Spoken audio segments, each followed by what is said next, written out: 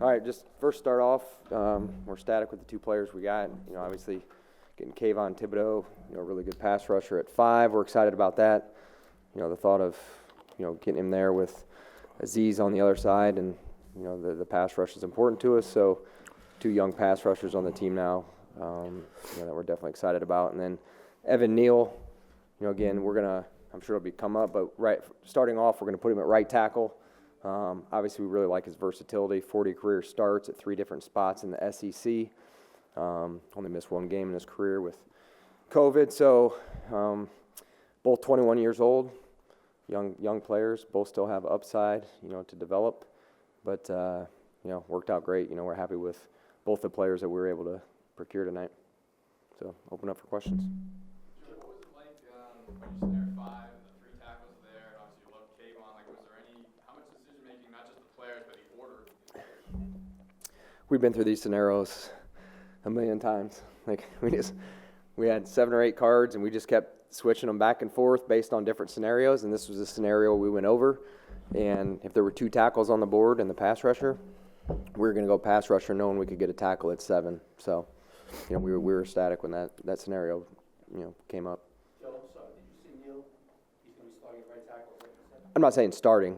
We're gonna work him at right tackle. Yes, knowing has versatility, to play left or play guard, which was attractive to us. For both of you, Kayvon at the combine and talked about how you guys gave him a hard time in the interviews just to see if he could handle it. And what has been your impression of him through the conversations you guys have had? He seems like a pretty confident and sure of himself kind of guy. Yeah, we've spent a lot of time with him. We met with him at the combine. I flew out there for his pro day along with a couple other individuals. We had him in here for a visit, and he's a very outgoing individual. He's got a lot of personality. I'm sure you guys will enjoy your time with him, meeting him. But really a good kid, likable kid, works hard. We had Brian and I had several conversations with some of his coaches over the last couple of days, and we FaceTimed him last weekend, so we really got to know the kid, maybe more than any player in this draft. So, like the personality and like the player. When you say you got to know him maybe more than any player in this draft, is that because there's more you needed to know from him? You know what I mean? That you really wanted to see the personality, the fit. If he was going to be right for you. Yeah, and it worked out that way too. Just that I was able to get to his pro day and go to dinner with him. You can only do that with so many players during that time, and he was one of the players I was able to go to dinner with. At a pro day, plus spend time with him here, plus have him in the combine. So there's just not a lot of players. There's so many players. There's only so much amount of time. But yeah, when Evan Neal's the same way. Had dinner with him here. I wasn't able to go to his pro day because of the owners' meetings, but. We had, him in our room at the combine too. So a lot of very good interactions with both prospects. For both of you, if you could, the physical traits that stood out to you about Kayvon and about Evan, what stood out? Well, they both have good size, good length. Kayvon is quick off the ball. I think he has a wide variety of pass rush moves, but he can also set an edge for us on our defense. And it's no secret we play multiple schemes with Wink as our defensive coordinator, and we envision Kayvon being able to do a lot of different things for us. He's going to have to come in here and earn it, but a productive player the time he's been at Oregon. And Evan, he's played multiple positions. He's long. It takes, a guy to go the long route to get to the quarterback. He's got long arms. He's big, massive man. Again, played multiple positions, have a lot of people down in Alabama that I trust that had a lot of confidence in him and had a lot of good things to say about him. And then along with Bobby Johnson and Tony Sperano, the guys that have looked at him, we thought very highly of him. Again, this is this situation that came up. Joe and we've been meeting the last 3 or 4 nights, going through as many different scenarios as we can. He carries these magnets in his pocket. And pulls them out. He had them in a draft room, and he's moving them around and all that. We did as many different scenarios as we could, and I thought we were well prepared for tonight. And when it fell the way it fell, that's we already had that in plan. Right. I think some people would think that the Giants stepped into pretty much the best case scenario. How would you describe the way the top of the draft went for you then? Yeah, well, I credit Joe and his staff along with the coaches. Everybody put in so much time and effort. Even to last week, we were we were watching some guys in my office, Joe, myself, and about 8 other people for, seemed like 12 hours a day. We just watched 3 guys. We're excited about what we have. Again, a lot of work to do with these guys. There always is when you draft young guys and come into your program, but certainly excited with their talent and then also the type of people that they are. Joe, how many conversations did you have today about possibly making a trade back, and then at what point did you realize you weren't going to do that? Yeah, we had probably 3 teams, that had talked about potentially moving up, and it was more to 7. There weren't a lot of calls on 5. Actually, there weren't any calls on anybody coming up to 5. So we had some conversations in a scenario where, it was really 6 guys we coveted, and if one of them weren't there, if all 6 went, then we would have probably considered moving back. But any scenario where 2 of the 6 guys we liked were there, we were going to stay. So that would have been really the only, chance that we would have moved back in that scenario. In general, were teams lowballing and reluctant to pay too much to move up just in this draft? Like in general, when you talk to people over the last couple of weeks, like what was your feel of? Yeah, and I wouldn't say that. The 2 trades I had in place, it was kind of like, hey, let's prepare. So if we're on the clock, it's already done, no haggling. With the 2 teams that I had talked to, it was fair. On the scale, it was fair. We both agreed it was fair. And one of the teams actually called me and said, hey, we're out because a certain position was depleted that they were going to come up for. So. We also had a contingency plan if, our 6 guys that we liked were gone. We had a 7th, and if we had to make a pick and we couldn't move back, we were prepared for that. So Brian's not kidding around. Like we had every possible scenario based on how the top of the draft went, and it's really a unique draft. Like typically you have an idea of who's going to be first and second, and, there were rumors of it. There was rumors of who was going to go third, but you didn't really know. Everybody was kind of speculating on that. So, we were prepared for a lot of different scenarios. With Evan Neal, what would you say was the differentiator? I mean, you had your choice of a couple tackles there at the time. And also there was something at some point about, I believe it was a hip injury or something. Some people had mentioned. I wonder if you guys had a look at that or would that factor in it at all? Yeah, no, what he's talking about, us sitting in an office and watching multiple players multiple times, and I think, if you asked around the league how everybody saw those tackles, you could get a bunch of different opinions. So we did a lot of work on those guys, but after the pass rusher, after Thibodeaux, there was quite a drop. So we would let the tackle, we like the tackles very similarly, so we thought it was best to let it play out and get the pass rusher first. On the medical, a lot of times teams share medical grades, and, I think it was 52% of the league, there was only 8% that had issues with anything with Evan, and circling up with that, I think that was a rumor that was out there, but the majority of the teams in the league were, again, he started 40 career games. He missed 1 game because of COVID. Did you have to look into that back when again, or is that you were good? Our medical staff did a great job. They were on it. That before any of that came out, we went through all that, and they mentioned, what some teams have, had concerns with, and our doctors look at it, and they were fine with everything. Again, his play history, I think, backs that up. Joe, how does not getting a quarterback impact James Bradbury going forward now? Yeah, that doesn't affect James at all. Again, I've said it all along, there's contingency plans. So, and again, we still have, 3 picks tomorrow night. We got a 4th, we got 2 5ths, and a 6th. So there's plenty of picks to be had. So would you say that even though the tackles were very close, would you say that Neal was your number 1 tackle, or would you not want to reveal? They were very close. Yeah, we had them side by side. Then why did you pick him? What's that? So then why did you pick him? Because Icky was gone at Well, after, 6. well, That's why. in terms of any other the tackles that We took we thought there was a drop off in pass I see. rushers, Okay. and those 2 were still there, so it played itself out.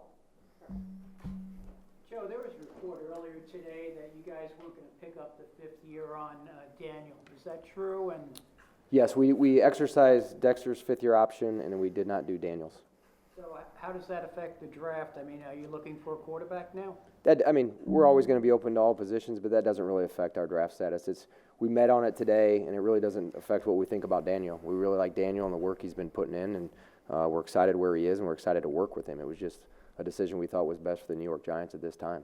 Brian, what did Wink think of the pick? Have you spoken to him yet? Yeah. No, he gave me a fist pound back. Yeah, look, the draft is an inexact deal, and you go through as many scenarios as you can, and you prepare yourself.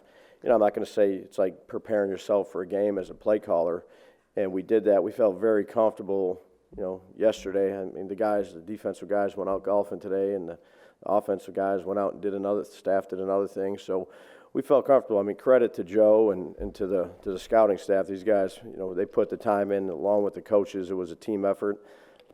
Feel like we have two good players to help us, and you know, now it's going to be their job to come in here, work hard, learn how we do things, and to help them develop. Can I ask a question? I haven't seen Wink. What is he wearing? Not a hat, surprisingly. Is he wearing a cutoff or he wears a suit? No, he's got like a golf shirt on. Okay. It was business casual Yeah, for those coaches tonight, so all right, it's about the first time I've seen them in normal clothes since I've been here. Joe, this was your first time in the quote-unquote hot seat. Yeah. What was the experience like for you in the war room? It was, Daboll was talking about it before, you know, it's like, you know, when you go call a game, you're at ease because you've got all your 3rd and 5 calls. Hey, if it's 3rd and 10 plus, you know, here are my calls. We practiced all week. We got it. So you're calm when you're up there calling a game. We had been through so many scenarios. The exact scenario that played out, we've probably been through it 15 times this week. Again, we would just stay there in my office and move stuff around. Okay, what do we do here? What do we do here? You know, we had a couple rhymes in place for different scenarios, and it was very seamless. It was easy because, again, where we were at 5 and 7, it was very easy to plan for that and narrow your focus. So, you know, tomorrow and, you know, Saturday may be a little bit different. You know, you got to, you know, look at, you know, our picks further down in the 3rd round. You know, tomorrow might be easy for the first pick because we know it, you know, there's 4 players that we like. We're going to get one of those 4 if we stay where we are. So overall it was good. And again, preparation, we've been through draft process together, Dave's and I. So, you know, their staff did a phenomenal job. Like he said, they were very helpful. They put in a lot of time and effort, not just watching the film, but Zooms. You know, these guys are on Zooms with these prospects for like an hour. And we had a process in place and a test in place at each position that, you know, the coaches were giving to these kids, and that we took that into account when we were talking about you know, how they did on the, you know, the football test that they were giving them, how they learn, how they pick up information, how they communicate that information. So it was a pretty extensive process from the medical to the coaches to the psychological, you know, on all these guys. And, you know, I think that our process will lead us to the best decisions ultimately. Joe, do you think that the offensive line is finally fixed for the Giants? Oh, we haven't been in pads yet, so I hope so. But again, you know, there's going to be competition across all positions, and I feel like we've upgraded it from where I was here. And you know, we had 4 or 5 offensive linemen, I think, when you got here, and we've added some veteran guys we like: Jamil Douglas, Garcia, Feliciano, Glowinski. You know, we're happy with those guys. Gano, and then you know, now Evan Neal. You know, I think. You know, it's an interesting group, and there's some interior depth. And, you know, Matt Pert, when he comes back, you know, all of a sudden I think we could potentially be operating from a position of strength at that position. There was Evan at all, and did your ties to Alabama help you at all in this process? No, I didn't recruit him, but certainly you have relationships in this business, whether it's from team to team in the NFL or, in this case, college teams. Obviously, I know a lot of people down there, so they were very helpful.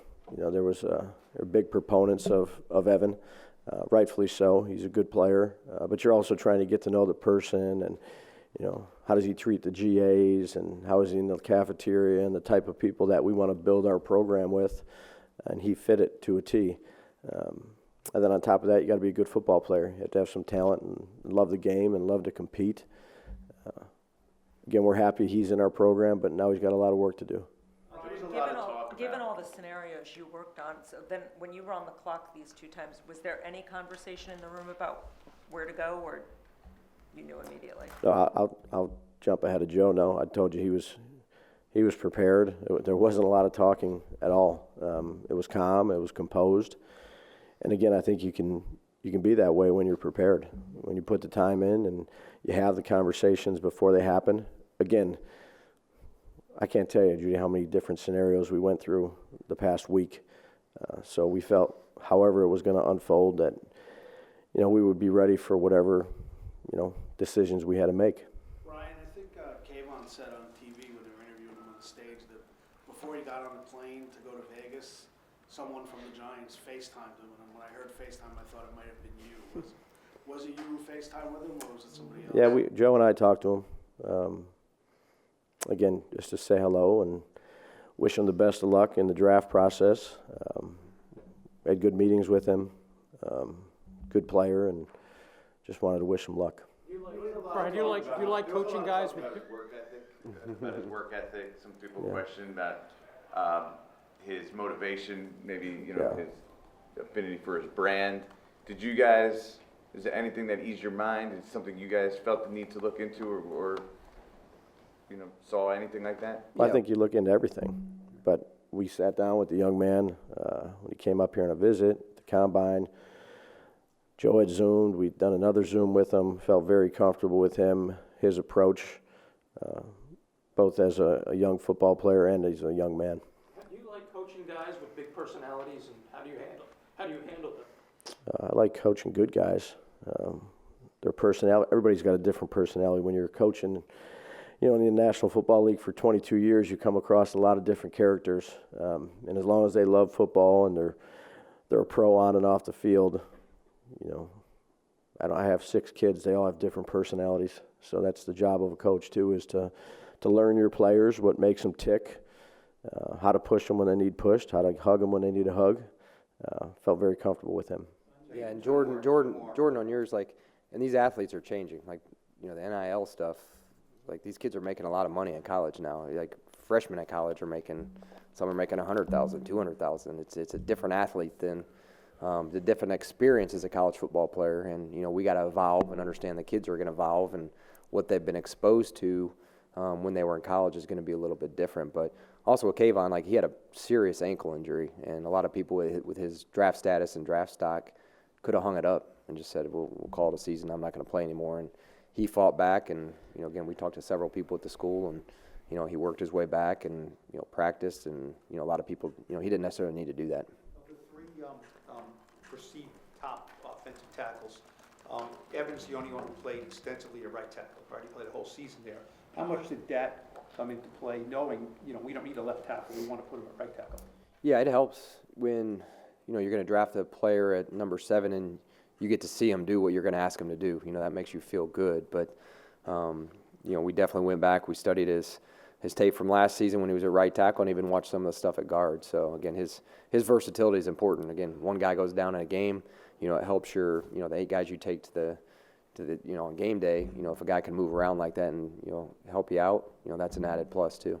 Joe, you went to dinner with Kayvon. So was that out of before his pro day? Yeah, Korean barbecue place. You have to ask him about it. I'd never been to a Korean barbecue place before. I didn't know what I was getting into, but it was a lot of fun. I'm just curious. We see one side of him. We see one personality. Is he the same personality-wise behind, in a different setting with you, or did you see a different side of him that maybe appealed to you even more so? Yeah, one-on-one, when Daves and I just met with him on his visit. He's very calm, cool, collect, and when I had one-on-one experiences with him, and then when he's out and about in front of you guys, you might see a little bit more personality out of him. But all in all, a really good kid. Got to like him throughout the process. Did you see his exchange with Sam? Yeah, how about my man Sam up there? Yeah, we got to What a mention stud, Sam. man. Sam's You a talk stud. about juice. Yeah, that guy's got. That's the type of juice we're looking for. That's what we're looking for. Yeah. Barbecue place. What?